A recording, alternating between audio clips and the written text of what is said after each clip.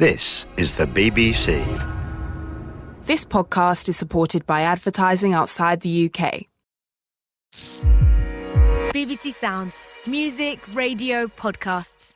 You're listening to Sunday's episode of The Archers from BBC Radio 4.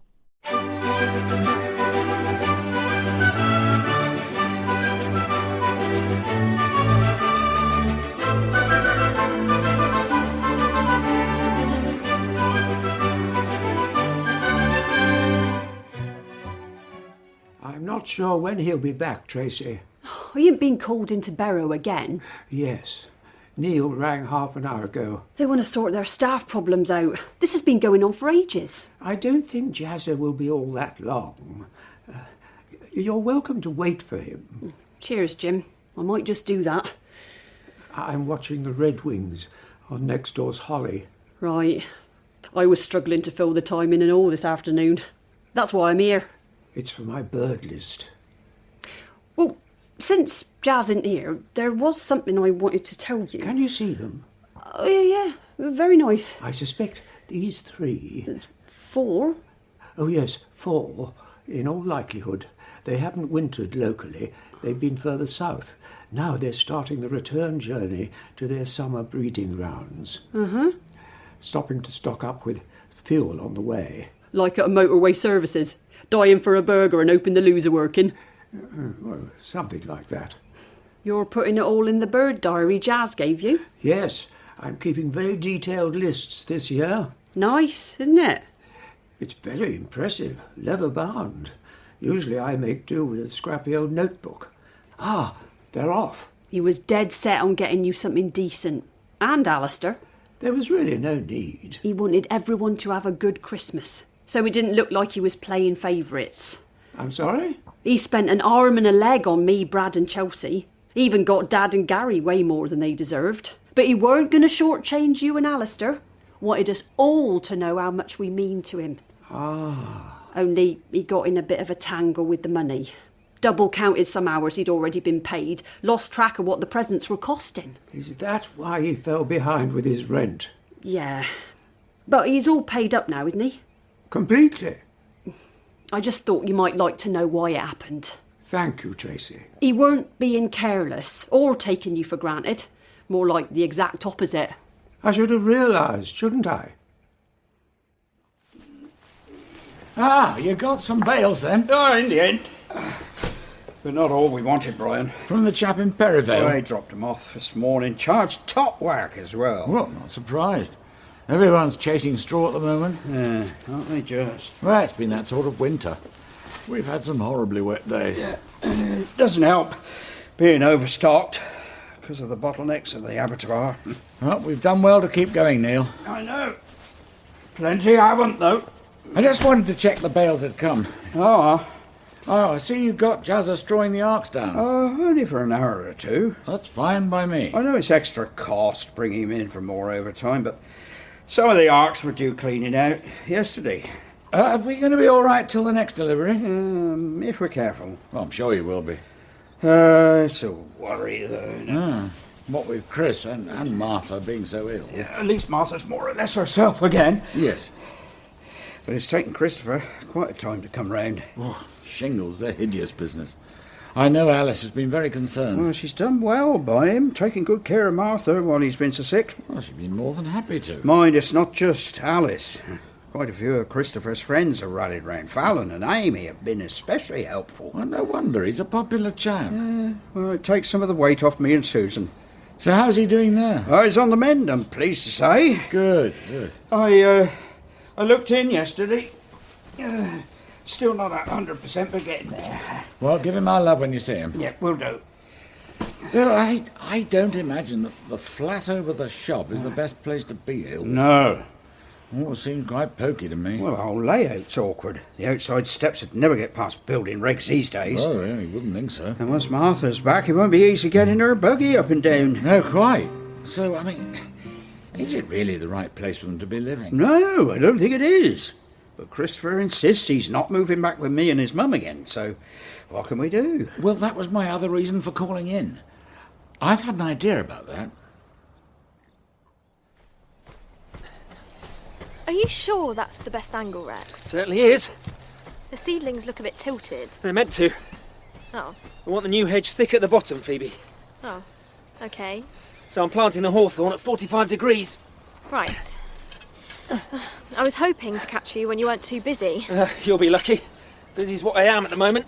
Well, I'm glad I found you. Go on. Digging doesn't prevent my ears working. It's quite important, actually. It's about this place and me. Uh-huh. What it is, I've been offered a job, Rex. I'm going to take it. Right. So you're giving up rewilding Ambridge to do something completely different. Has someone told you already? We thought about doing something special tomorrow night, but we'll probably end up going to the ball instead. Even though Kenton and Jolene didn't choose your pass the parcel idea? Or your mirror image? No. I'm sure it could have worked if Kenton hadn't been so clumsy. Probably. But there's no sense in being mardy about it, is there? Of course not. And social speed dating does sound a laugh. A bit of a change from folks just trying to snog each other's faces off for Valentine's. Ugh. This is much better. Making new friends, gassing to folk you don't normally talk to, winkling out all their secrets. It's quite an imaginative change. I may look in for 5 minutes myself. Oh, go on. You ought to. If I do, I'll certainly buy you and Jazza a drink. It's the least I can do to make up. Oh, stop feeling bad about it, Jim. I was so unfair to him. I didn't tell you how Jazz spent the money so you'd beat yourself up. Just so you'd know what happened. I was extremely intemperate, accusing him of being careless, when he was simply trying to be thoughtful. Thoughtful and generous, but he needed telling. Don't get me wrong, Jazzer's a total sweetheart, but half the time he goes round with his head up in the clouds. I don't understand why he didn't tell me himself. He was embarrassed. You should see the notepad he's got to jot down his spending. I have. Fat lot of good that's done. 2 pages of scrawly numbers. The rest covered in pig doodles and dodgy limericks. I should still have given him the benefit of the doubt. He's got to learn budgeting sometime, Jim. With 2 kids, I know I had to. Yes, indeed. But if he's still stuck at work, I'd better head off. It was very nice to see you, Tracy. Oh, I'm glad I came over. I warmed up nicely. I just hope Gary's got the boiler sorted by the time I get back. I don't know what Christopher would say. Well, I can approach him myself if you like. Oh, no, I'll tell him.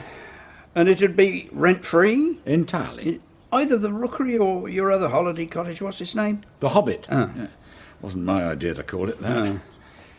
And you'd let him and Martha live there until everything's settled with the divorce? Yeah, that's what we're proposing. I mean, to be frank, Jenny and I were quite disappointed. He didn't want to stay at the Nest. Oh, too many bad memories there. Well, there won't be anything like that with the other cottages. They're both in good order. So if Chris is interested, we won't take any bookings until he's had a chance to choose between them. It's a very generous offer. Seems like common sense to me. You'll lose a fair chunk of money. Well, it's well worth it as far as Jenny and I are concerned. Martha's our granddaughter. We only want what's best for her. Well, same as me and Susan. And as you say, the shop flat's far from ideal. Yeah. Especially with those steps, because it won't be long before Martha's walking. Oh, don't. Whereas the holiday cottages are completely child-friendly. Alice would be close by to help Chris out whenever she's needed. She's been a godsend the past couple of weeks. But you can see what an advantage it'd be, Chris being next door to Alice. Yeah. It'd be a lot less stressful for Martha as well, not shuttling so far between her parents. I can definitely see some benefits. Though it's a pity it ever came to this, isn't it? Well, quite agree. But we are where we are. Yeah. As far as I can see, the more goodwill the rest of us can bring to the divorce, well, the better for everyone. Especially Martha. I'll make sure Christopher knows what you've said. Please do. Though probably not for a day or two, Brian, till his head's straight again. Yeah, of course, whenever you think. I know it's awful. First Pip walking out, then me. It's okay. It feels like I'm really letting you down. You're not. You're just doing what you've got to do. Stop it, Rex. You're making me feel even guiltier. You've nothing to feel guilty about. I do. I've known for a while. I haven't had the courage to tell you before now. You didn't need to say anything. It was perfectly obvious you were getting ready to jump ship. Was it? Well, Peggy wasn't surprised either. You wouldn't make eye contact. But whenever I tried talking about the future, you changed the subject. You're making this sound like a relationship breakup. Well, don't worry. It's a lot less painful than that. I really thought, when Pip left, it was going to be okay. This was what I wanted to do. But it isn't. I've been talking to a couple of people lately and kind of realised I was looking for something else. And then Salil offered me the job.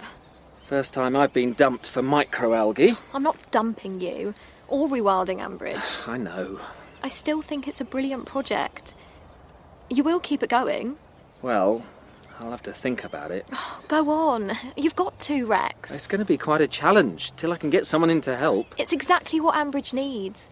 No, more than that. It's exactly what the planet needs. And maybe what you need. In lots of ways it is. I mean, finding the perfect angle to plant hawthorn seedlings, that is so you. It saves a lot of work later on. I'll feel terrible if you walk away. Oh, I don't suppose I will. Brilliant. And I'm so sorry. Don't be. I've been through stuff like this myself. Have you? Yeah. When I had to give up rugby, that was a life changer. Or fighting with my dad. I mean, if he had his way, I'd be stuck in some mind-numbing office negotiating unbelievably boring deals on Chateauneuf du Pape or something. Oh, yeah. He wanted you to go into wine importing. He was still complaining when me and Toby saw him in London last month. He can't get over that I enjoy working on the land. But it doesn't matter what he thinks. No, it doesn't. I know I'm in the right place for me. And I hope being up to your knees in Scottish microalgae is the right place for you, Phoebe. I really do. Thank you. No worries. Look, if you need any support from the Ambridge Conservation Trust, just while you're looking for a new partner... You mean from Peggy? And the other trustees. Their support might be useful, but it's what you do that's going to be so hard to replace, Phoebe. No, it won't. It will. PR, pitching for funding, all the organisational work that keeps us in the public eye. There's no way I can cover all that. Well, that's the other thing. Actually, there is someone who's already interested in taking over. Really? Who's that? I thought she'd gone off the idea. Well, I kind of hoped she had. But, Mum seems really keen on replacing me. Your mum? Yeah. Kate wants to work here? She says she'd love to. You're joking, aren't you? Phoebe, please tell me you're joking.